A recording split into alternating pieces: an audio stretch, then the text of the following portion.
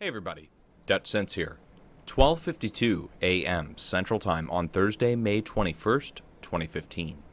You either get one large earthquake up here to the north, or you get a spill down effect which goes down the edge of the craton. As you can see here, the entire North American plate was displaced over the last 7 days on at least a 3.0 level. And that terminates right here at Texas, which experienced multiple earthquakes over the last 7 days throughout Texas at fracking operations. Really quick, don't have time to get into it here, but I do have to give a firm tongue lashing to the people who did this.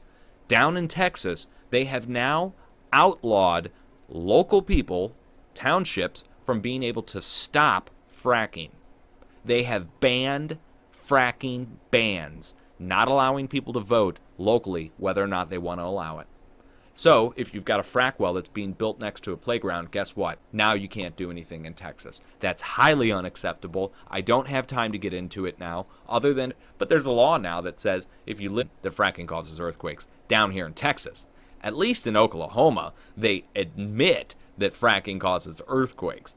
It's a big step forward up here in Oklahoma. However, now they're trying to stop locals from being able to stop the fracking operation. And what's happened here is what I call a super fracture.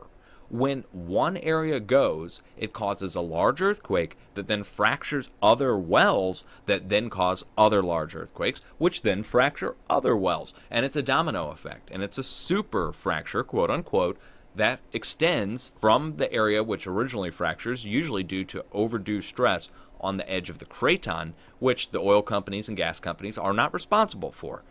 But what they are responsible for is not backing off after they see that first movement begin. Instead, what they're doing is they're denying that there's a problem and keep going headstrong into an area that should be backed off on for the time being.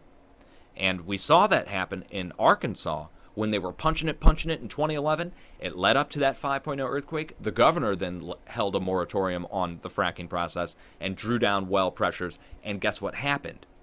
Well, you don't see earthquakes very much here in Arkansas anymore, and it's not because they turned off the readings in the area. It's because they backed off. And that's what needs to happen in Texas and Oklahoma. You don't need